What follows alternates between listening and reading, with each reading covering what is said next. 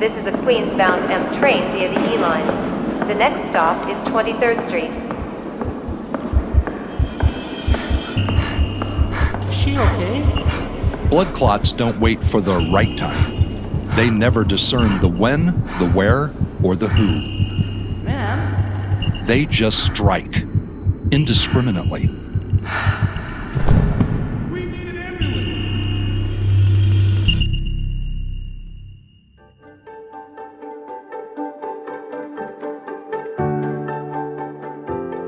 Every 6 minutes, somebody in America dies of a blood clot.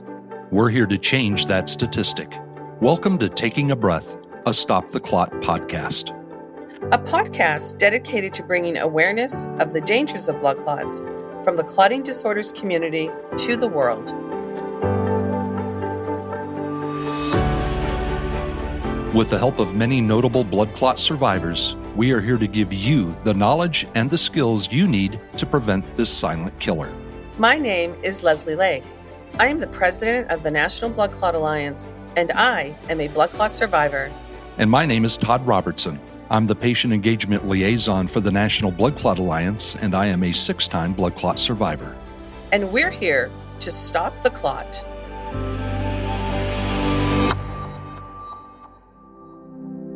Oftentimes, advocacy begins with vulnerability. Hearing the stories of those who struggled before you sheds insight to the overlooked symptoms, common occurrences, and vibrant victories like a light at the end of a horizonless tunnel. Our guest today is someone whose advocacy shines like a beacon of hope for the clotting community of tomorrow.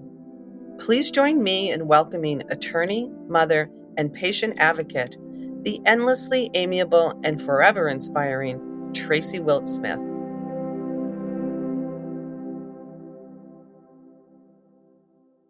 My journey with blood clots began when I was 25 years old.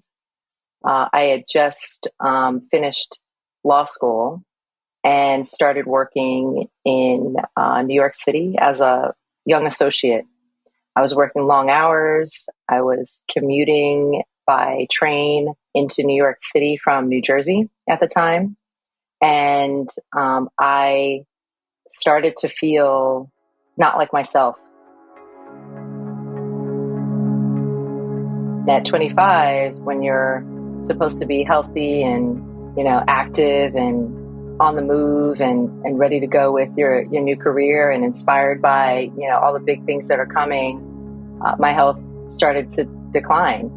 And it happened unexpectedly, obviously, and slowly. But then again, it caught me off guard. So I remember pretty vividly, even to this day, trying to walk up the steps in the train station in New York City. And I remember after a short while, I started to be out of breath. I'd be a couple steps in and, I couldn't breathe. And I had a difficulty, getting to the top of the steps in the train station.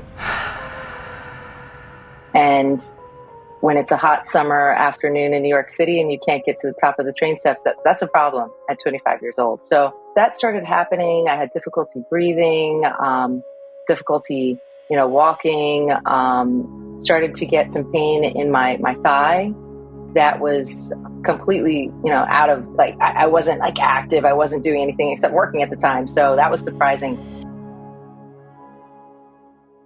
So what happened was I that summer, I went to a couple of doctors and I had some tests. And the tests that they did on me were some tests for an ultrasound. And that was completely, not necessary because my symptoms were in my leg. And then another doctor said, hey, you potentially have a muscle strain in your leg. And they prescribed some medicine for that, which I took, hoping that the pain would go away, but it didn't. So I spent, that summer in pain in my thigh, and I was, unable to work. It became a big issue for me because I was suffering. By the fall that same year, I wound up traveling to my aunt's house, and she lived in Florida. So I figured, this is a good time to a good place to go and rest and relax. And I get to Florida and I wind up spending my entire time there, literally laying on the floor and trying to get comfortable because my back was hurting me. So, now I'm faced with some new symptoms that I can't even imagine. And they were just as scary and just as painful. I flew back from Florida. I got back up to New York and I was, trying to work and trying to be the best I can. I remember that one day when I was walking with groceries in the city, I had these bags and I couldn't carry the bags. I couldn't do it. I was just like, I can't even carry groceries anymore. This is not right. So I went back to the ER and I tried to, explain my symptoms and what was happening. And I felt like I got brushed off. There were no answers for me. So a couple more weeks went by and the holidays came and I'm, now getting more concerned. My family's nervous about, my declining health. And I, fast forward Christmas, I wound up laying up, in my bed at the time, and I couldn't sleep flat, like fully back. When I did that, I found it even more troubling to breathe. And so I sat up all night and I said, you know what, I'm literally taking my last breath. So I got to go back, got to try again and go to, the ER and see if there's going to be something else, to solve this. I called my mother and I said, Mom, please, help me, take me to the ER. And we went together and this visit was different. We wound up speaking with a pulmonary doctor, somebody that treats the lungs in particular. And he asked me about my health history. He asked me about anything that I could tell him about, how my grandparents had, maybe passed away. And my grandfather actually had passed away from blood clots. He asked me about my parents, and I said, hey, my father actually suffers from blood clots. And so it was almost like, everything changed in that moment, because right away he said, hey, I want you to have a test. And so I went and had another test. This test fortunately showed that I had blood clots in my stomach. I was in the hospital for 2 weeks and the blood clots were in my abdomen, and they also traveled to both of my lungs on the right and left side. So they were really large. I was on a blood thinner in the hospital, and I wound up getting out of the hospital after those 2 weeks, and then I was home for almost a year recovering. I stopped working. I just really wanted to decide what I wanted to do next and just had to rebuild myself physically. It took a while. It was, I was very lucky to have support with my family, but I was definitely in a time where my body wasn't the 25-year-old, healthy body. And so my lungs needed to repair. I needed to be able to learn, how to sit up and without feeling as though I have pressure and compression in my lungs. And then also my leg and my abdomen had a lot of discomfort for all that time. So it took a while for that to get better as well. Then my journey, continued with me starting to build a community within the blood clot space. And so I reached out to the National Blood Clot Alliance and got really active. I started to, really take on this cause because I felt as though, I almost died and I was suffering way too long. And because I didn't fit the profile of somebody that, might have a blood clot, I think I was misdiagnosed.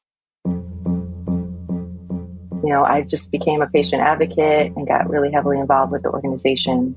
With that journey, it gave me a lot of information and understanding about the signs and symptoms of blood clots. And I really wish I had known, that information before, because, obviously I'm alive, but it could have gone the other way. So, and that scares me to say that now, but it's just the truth. So, I did that for a good number of years, a couple of years. And then I wound up, getting into my career in media. And then fortunately I got married and I have 2 kids. And so, it's been quite a journey, especially with having children and being a blood clotter. So I had to, there was a lot of planning and conversations with my doctors in order to prevent blood clots. And, that journey was really, both times was, really difficult and challenging, but obviously worth it in the end.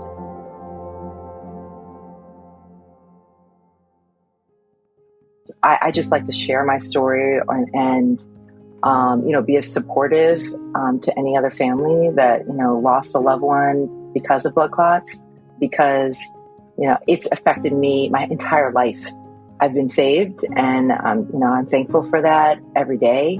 And if I can, extend my time and energy to a family that's suffering, then I'm here to do that. So there are tough conversations and tough moments, but everybody needs support in life. And, I was able to find support in this community during my difficult times. And I want to be just as supportive to others who are going through this and through the pain of either surviving a blood clot or, obviously having a loss.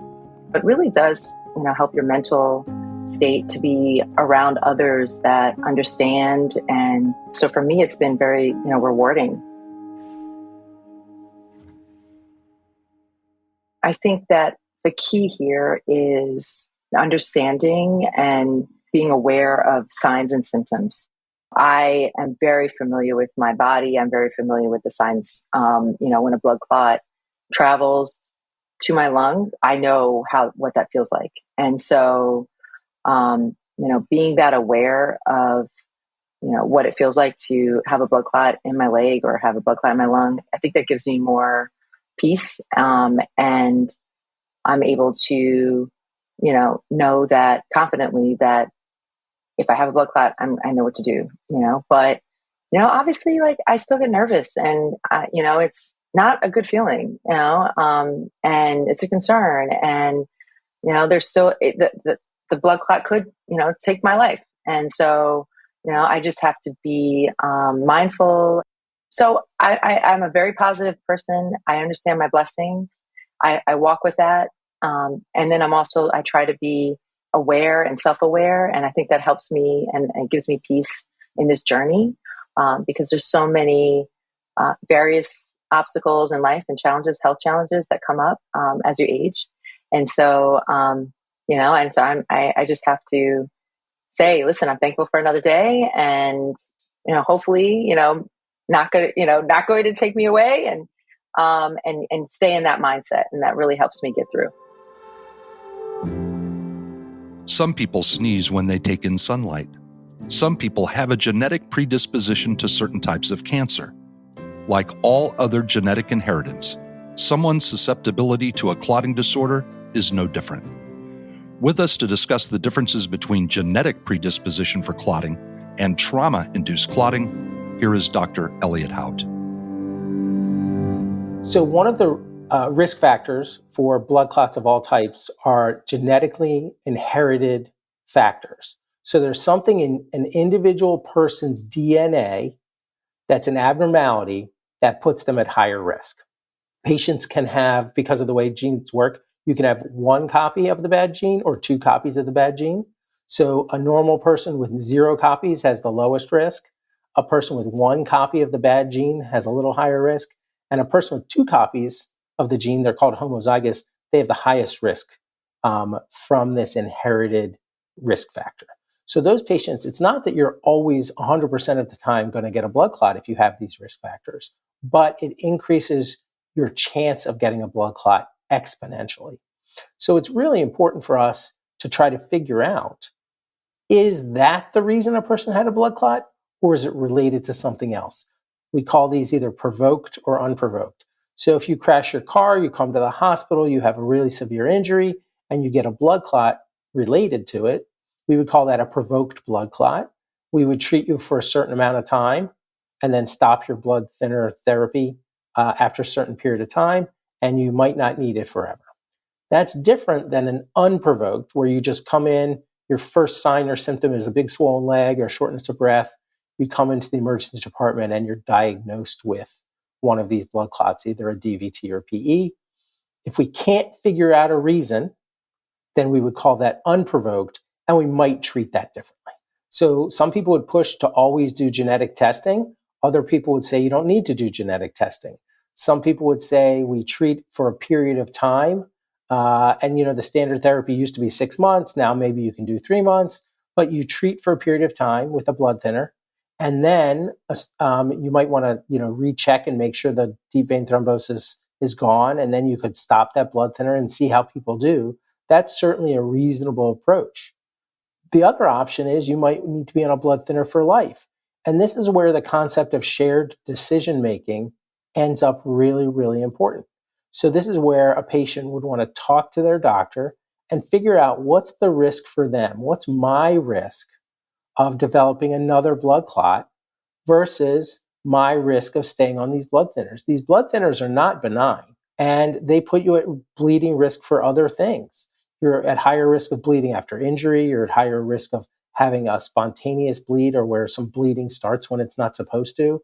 So putting somebody onto one of these blood thinners forever has some risk with it. But then there's also this risk, if we take you off, you might have another blood clot.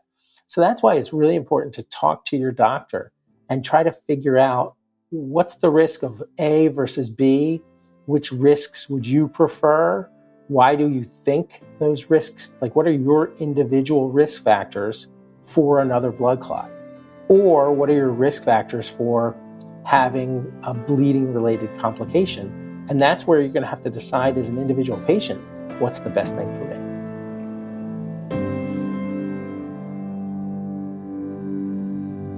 Traci, 25 years old, you have gone to the ER a couple times, like you had the fortitude to keep going back. A lot of people don't. It's a really hard thing to do, to advocate for yourself. So I want to ask you, what can you share with the audience, women in particular, but Black women even more so? How do you help people advocate for themselves? Listen, that's what a question. And, thank you for asking it. What I would say is, listen, continue to fight for yourself and, continue to believe that you should be here and that you matter, and that you're loved. And even if the institutions might be brushing you away a little bit, know that. So, I was, fortunate to have access to healthcare. Not everybody is. And I think that's a really big problem with the institutions, are not accessible to everybody. That wasn't my journey, but I made sure that I use the healthcare systems that are, I had, that I'm accessible to. And so, whatever you can do, whatever doctors are, you're familiar with, that are your friends, that are in your community, that you can speak with, that you can ask questions to, do so, right? If there's a doctor of color that that you feel more comfortable speaking with about some of the symptoms you might have, do so. Ask that doctor, call on that person, call on the community nurse, call on the community health advocate. My say is don't give up, fight for your health and to be seen sometime in life. And this is what it is. Otherwise it can go any way. So you have factor V Leiden and you got tested. It came back, obviously. You learned a lot about the results and the impact that it has on blood clots. How did that make you feel? And what do you do with that information? We hear a lot from patients. They want to be tested, but physicians don't want to test them. So how did you kind of reconcile getting tested with the results? Like, how do you deal with that within your own family, I guess, first and foremost? And then for patients who do want to be tested but kind of get brushed off again, what do you say to them? So I have a gene that I inherited from my grandfather and my father that I clot more than others, right? So it explained a lot. And with that information, fast forward, 20 years, I've been able to make better decisions, about, how do I handle childbirth? How do I handle any other surgeries that I have to have? Because I know that I clot more than others, and it's genetic. I'm glad I have that information. And I would want others to be able to do the same, to be able to get that test so they have the information so that they can hopefully make, sound decisions, with their life. Should I be on blood clot, thinners? Should I be on blood thinners the rest of my life? Well, since I know that, I can clot more than others, then the answer is yes. Most likely I should be. Without that information, you're kind of in the blind in life. So I would say, please, it's a call to action to, have that accessible for everybody to be able to get, genetic tests to see, where they land. So much so that I went ahead and had my children tested to see if they are clotters at a young age. I was very, very keen on doing that, and focused on asking their pediatricians to do that test. And I will do so again because it's going to matter. Traci, I want to thank you for joining us today. Your personal story is amazing. It was riveting. And we know that it takes a lot of courage to share it. But by sharing your story, we also know that you're going to save a lot of lives. So thank you for coming today.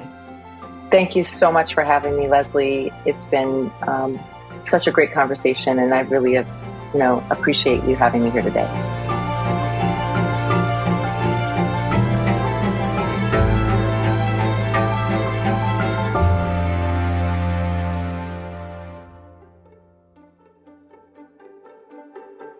It cannot be overstated the importance of communication when dealing with blood clots. From previously unseen symptoms to the genetic likelihood of certain diseases to bestowing tools to those at the beginning of their clotting journey, so much of your power in this fight comes from a conversation. When we speak up, we save lives, sometimes even our own.